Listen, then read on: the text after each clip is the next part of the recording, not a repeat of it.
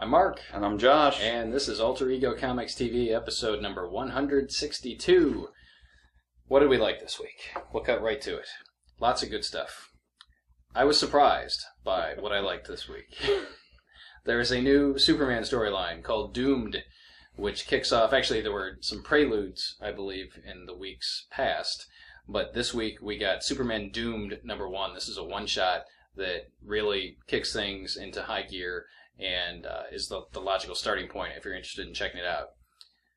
The only reason I checked... Well, I checked this out for two reasons. It was a new #1, and I feel obligated to check out most of those so that I can talk to people and let them know what's good, and only what's good. What's good or great. But Charles Soule is involved in writing this, and I enjoy the majority of what he writes. He's the writer, of course, on Superman, Wonder Woman, and it's kind of like all of the Superman writers got together and hatched this story. So it's Scott Lobdell, Greg Pak, and Charles Soule, all contributing to this with artwork by Ken Lashley. And we haven't seen a lot of Doomsday in the New 52. There was the one-shot that came out last September. He showed up briefly in Superman, Wonder Woman, and I believe the first issue. But he's back, and he is a wrecking machine. Or I should say a killing machine, because he kills a great many people in this first issue. And Superman is the only being on the planet who can stop him. So I was surprised, as I said. Superman in the New 52 has not worked for me very well. I don't like younger Superman. I've always looked at Superman as kind of the, late 30s, 40s guy who has a lot of experience, and he knows right from wrong, and he does the right thing. And this New 52 Superman is not that guy. He's very much, a younger hero, feeling his way throughout the DC universe and trying to figure out what to do with his life. I don't want to read that. But this was written more like an old school Superman story. And it involves a great many of Superman's friends, including Lana Lang and Lois Lane, Batman, Wonder Woman, the Justice League is in here. So it kicks off with Superman Doomed #1, and also out this week are parts 2 and 3, which are actually chapters 1 and 2. So to not confuse you too much, Superman Doomed has no banner across no masthead tying it into anything. But these next two issues, Action Comics 31 and Superman Wonder Woman #8, both have chapter numbers and Infected and Doomed across the top. Well, one's infected and that's the chapter. They're both infected. Oh, they're both infected. And then they both say Superman Doomed. So why are they inverted there, too? That's I weird. have no idea. Terrible, Yes, terrible self-presence. There was someone missed a meeting over at editorial and layout at DC Comics.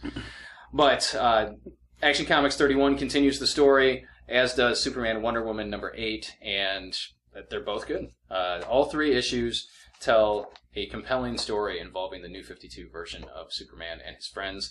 And Superman may not be the same after this. Some crazy stuff is going on, and I thoroughly enjoyed all three issues. Yeah, I liked that they had the same writers working across multiple issues. Because, now looking back, I can't really tell you what happened in which story. It was all kind of one seamless thing. It flowed very well. The Superman Wonder Woman issue hit their relationship stuff a little more, but that was also a function of how the story evolved getting there. So, yeah, really good. So I guess the point of this is, it's rare for me to talk about a Superman book. And if you've been on the sidelines waiting to try Superman, or if you checked it out initially when the New 52 started 2.5 years ago, it's definitely worth your time and money to come back and check out Doomed. Next up on my side, we've got... I'm sorry, I should probably leave with my pick of the week, shouldn't I? Eeny, meeny, miny. Oh, no, okay, sorry. We're great. Starlight, #3. I have Josh's pick of the week. That's right, Mark. He was looking for it, and it's in my file. He's stolen my pick. Starlight, #3, written by Mark Miller with art by Goran Pavlov, and we really, really like this book. There's something very timeless about the story they're telling. So we've got a Flash Gordon or John Carter analog who's old and his life is hard, and now he's gone to the planet that he was once a hero on and trying to save it from the new tyranny upon it. And they did a great job of balancing, paying homage to the classic tropes of the genre, the Earth guy who's all rough and tumble and is going to pummel some aliens with his fists, even though there's like 8 of them and they have laser guns. And also acknowledge the fact that he's older and make him a little more introspective. I mean, he recognizes that if he hadn't freed these people from the previous tyrants, tyranny, Dictator. talking is hard. That maybe this worse and more horrible life wouldn't have befallen them. So it's just a great blend of something classic and something fresh, and it's space adventure at its finest. Adventures in Space Time? Yes. Dr. Space Time. Another DC comic is on my list this week, and it's the New 52, Future's End, number 2. We talked about number 1 last week. It's a weekly series. It takes place 5 years in our future, and is a great kind of large-scale what-if type of story, or large-scale Elseworlds. But not in Elseworlds. It takes place in the New 52 proper. So it's only an Elseworlds from the point of view of the original DC universe. Yeah, there you go. Which I think will come back at some point. I'm still hoping the DC universe returns somewhere. Anyway, much like Doomed and Batman Eternal, there is a writing team involved with Future's End, and we've got Brian Azzarello, Keith Giffen, Dan Jurgens, and Jeff Lemire are the bullpen of writers involved with this series. And I think that works. This story for me, we're 2 issues in, 3 issues if you count the 0 issue that was available on Free Comic Book Day, and it's a compelling read. I want to continue finding out what's going on, in the DC universe 5 years from now, and following Batman Beyond as he tries to avert the cataclysm, the end of the world that happens when Brother Eye, aka Skynet, aka whatever. But the characters are great to see where they are 5 years from now. And Josh pointed out before we started recording this week that there are some nice connections between Justice League United, which launched this week with number 1, and Future's End, because there's a character that died in the first issue, and we go to his memorial service in issue number 2, and one of his teammates... I'm dancing around this, but one of his teammates from Justice League United... we just put the cover up. I think they can put together his maybe. Although I looked at that cover and I thought it was Aquaman. You thought it was his trident? Yeah, that very much looks like Aquaman's trident. Fair enough. So, is Aquaman dead in the future? Or could it be someone green? I don't know. Future's End is turning out to be really good, along with Original Sin over at Marvel. So it's nice when both of the big players have compelling summer event series going on. So Future's End's working for me. And back to working for me is Iron Man. We've got issue 25 this week, written by Kieran Gillen with art by Luke Ross. And this is kind of the middle of an arc, but the big story in Iron Man's world for the last couple months has been the return of the Mandarin. The Mandarin rings are sort of semi-sentient, almost like Green Lantern rings that can propel themselves about and choose a bearer that reflects their particular ability and personality. And the bearer currently of several of them, or at least at the beginning of this issue, is Malekith the Accursed, the dark elf from Thor the Dark World, and the guy that looks like Eclipso. And it's just, Tony works best for me when he's being very human, like in the Matt Fraction alcoholic issue in 200. Was it 200? Iron Man 200? Something like that. Numbers mean nothing. Yeah. Or when he's just being God of War. He's a weapons seller. He's going all out. He's smart, and he knows how to kill people. And going up against the Dark Elves is great because there's no question about it. I mean, they're semi-eternal beings that are inherently evil and tricksy, and there's no qualms about destroying them utterly. And it's great to see Tony whip out his intelligence and use it maliciously to destroy bad guys. There's usually a little too much. He has to take the gloves. He has to use the kid gloves when he's fighting humans or criminals. But against these things, he can really unleash, and he kind of has to because he's in serious danger. But also at the end of this issue, we get to see who the rest of the Mandarin rings have gone to. Some of them are familiar faces from the Marvel Universe. Some of them are new people. I was going to say heroes, but that's not true. They've got Mandarin rings. They're probably not good guys. But very fun, very compelling. It was just a great read. It was definitely a pick-me-up. This arc has been improving as far as readability and fun versus the earlier arcs that were a little more bogged down in emotion, which was great at the time, but was kind of drug out over a while. So Iron Man is fun again. This is not fun. This was Josh's... It's fun from a certain point of view. This was Josh's pick this week, and I stole it because I enjoyed it as well. The United States of Murder, Inc. by Brian Michael Bendis and Michael Avon Oeming. This is the team behind Powers. It is also a creator-owned book over at Marvel's Icon imprint. And I honestly had very little interest in this book prior to checking it out. I'd heard about it. I'm not a Powers fan, but I do like Bendis's most of everything else that Bendis writes. So when I was offered a preview copy by the man himself, I decided I should check it out and see what it was. So I enjoyed the preview. Basically, it's about. It appears to be the United States set in the past a little bit. We don't know if it's our United States, if it's a different universe, if it's a different time period. But it doesn't involve superheroes at all. It's very much a grounded story in reality. But it focuses on the mob, and the mob is controlling pretty much everything in the United States. And as I said, when I started to check it out, it really wasn't working for me, but by the end of the book, I really enjoyed it. End of the first issue, I should say. Compelling characters, cool action scenes, shootouts, and betrayal, and double-crossing, and maybe it was fun. We were talking about fun. Now that I say it that way, it really was a fun book. So, The United States of Murder, Inc., #1 is out this week. It's by Names You Can Trust, Brian Michael Bendis, Michael Avon Oeming, and you should absolutely check it out. Yeah, too often lately we especially equivocate Brian Michael Bendis with the Avengers or now with the X-Men. Or Ultimate Spider-Man. Yeah, Ultimate Spider-Man, his superhero output. But, he made his bones on books like Torso that were true crime. So he has a great Powers feel. And Torso. Yeah, he writes a good crime book. And that's what that is. Yeah.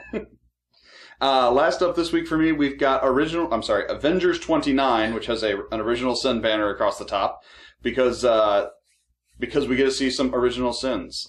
Not that original, actually. This is written by John Hickman, art by Laniel Yu, and we finally, about a year and change ago, the Illuminati decided that Captain America was too morally rigid to help them save the universe from incursion, or save the planet from incursions from other universes. So they mind wiped him. Doctor Strange fixed his brain, and in this issue, Cap remembers that he's been betrayed by his closest friends and confronts them. It's great. It did a wonderful job, because I've been sort of in and out of the Avengers titles over the last year. It did a great job of recapping enough stuff that even if you've only picked up a couple here and there, you can still follow what's going on. You know where everyone's at emotionally, and also what's happening plot-wise. And it was good. I mean, there was anytime you have heroes fighting heroes, it's fun. That's why Civil War is one of the most popular Marvel crossover books. Put Cap and Tony on opposite sides and let them go at it, and that's what this is. This is Cap bringing his complaints, or his very legitimate complaints, his grievances. His grievances. There are airing of grievances. There's going to be feats of strength. Thor is there, so just lots of fun, and that's the word this week. Books that are fun. Yeah, fun but dark.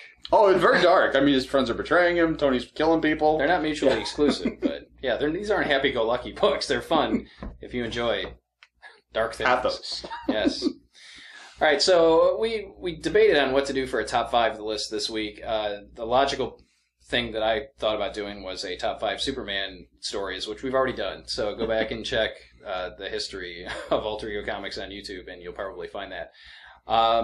So after struggling for a little bit, I thought, we've been talking internally here at the store that there are a lot of things that come out and get overlooked. Not necessarily the single issues, but more the collected editions. Some of them are original graphic novels. Some of them are collected editions, collecting things that have been out of print for a very long time. And, things that deserve your attention. Some are not your typical superhero fare. For example, we had the comic biography of Kurt Cobain in stock briefly. It's got a horrible cover, by the way. It's one of the worst covers I've ever seen. It's a wraparound cover that wraps the wrong way. Yeah, so the cover, if you're looking at the front of the book, you can't even tell what it is. It says "ert." Yeah, it's so stupid. But there's that. So I thought, well, let's talk about something that's relatively new that we like. It doesn't even have to be new, but something that maybe has been overlooked. And for me, that is Superman Batman Volume 1. This is a new edition of the Superman Batman series that actually collects the first 13 issues. Yes. And includes the first 2 volumes in one kind of larger softcover. So this was Jeff Loeb and Ed McGuinness on the first story arc, and really set up a great interplay, a great relationship between Batman and Superman. I mean, to me, Batman and Superman are brothers. They don't always agree, they don't always get along, but at the core of things, when it comes down to it, they'll do anything for each other. And Jeff Loeb really captures the dialogue uniquely and very well with this, with different color word boxes. Which they still do to this day. They still do. If you see Superman and Batman together, they're going to be worded that way. Well, even in Superman and Wonder Woman that Charles Soule's doing. Same thing. They're using that. So the first story arc is Batman and Superman having to fight a corrupt government led by Lex Luthor, if I'm not mistaken. Amanda Waller's in there. There are lots of recognizable characters. It was also turned into an animated DC film. The issue between the two major storylines is a Robin and Superboy one-off, which is also very, very good, and was not collected to the best of my knowledge because it didn't fit in with the two single volumes. And then the second story arc is Michael Turner and Jeff Loeb reintroducing Supergirl to the DC universe, and that is just outstanding. It is a timeless classic that can be read over and over again as far as I'm concerned. This entire volume stands up very well and can be read now in the middle of the New 52, even though the characters are different. It's a standalone, excellent collection featuring two of the most popular characters in comics, written extremely well by Mr. Jeff Loeb, who isn't writing much in comics now because he's doing so much with Marvel TV. And you get some of Michael Turner's last artwork before he passed on. So it's a winner. It's a 5-star book as far as I'm concerned. Superman Batman Volume 1, again, it's a new edition, collects the first 13 issues, and is hopefully available at your local comic shop. I know it's available here. And my pick for something you may not have heard of or may have run under your radar is Neil Gaiman's Books of Magic. This originally came out in the early 90s in single issues. It was a 4-issue miniseries. And basically, you have a kid who is informed that he will be the next great magician. He will be the magician for the age, as Merlin was in the Court of Camelot. And basically, you get each issue is one specific character from the DC universe or the Vertigo universe, depending on how you want to draw that line. Taking him and showing him part of the world of magic. Because magic at its core is about cost and choice. So the kid has a choice. He can choose to deny his destiny and not become the great magus. And so you get John Constantine, Dr. Occult, the Phantom Stranger, and Mr. E. It's a terrible, terrible name. Mr. E. And each one is one issue of each one of those characters showing the boy part of the magical world, allowing him to make this choice. Now, it catches some flack now for being very Harry Potter-esque, but it actually predates Harry Potter. Because you've got a kid with a sidekick with an owl and glasses and dark hair and a lightning bolt scar. It's not a lightning bolt scar, but, you know. This is just really good. It does a great job of melding what I love about the magic part of the DC universe. You know, if you like books like Shadow Pact or the current Justice League Dark or, what's the one with the knights that got canceled? Demon Knights. Demon Knights. A lot of the Marvel... I mean, basically, you've got Constantine just introducing the kid to everyone he knows. You know, Zatanna's in here, and Madame Xanadu, and just Dr. Fate.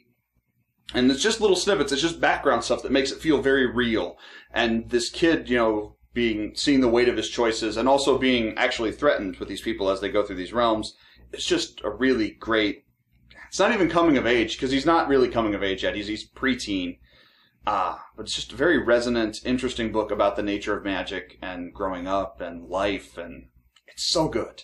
And there's a new edition that just came out, which will make it a little easier to find, a little bit better paper, and that is why you need to know. And that's one to grow on. The more you know. Books of Magic, Neil Gaiman. Oh, I forgot to mention, because we have 4 different stories with 4 different guys, we get 4 different artists, a couple of whom are Gaiman regulars. We've got John Bolton, Charles Vest, Scott Hampton, and Paul Johnson. And especially the Vest stuff, where he's drawing in the Fey realm, is just excellent. Cool. So there you go. A couple of things that you may have overlooked or maybe weren't aware of that are now available and extremely worthwhile. So what did you read this week? What did you like? Let us know in the comments below, and hopefully we'll make it a dialogue, and you can share what you like with our viewers as well, and we can get everybody reading comics that are great. Anything else to add? No? No. Comics That's it. Comics are awesome. See you next time.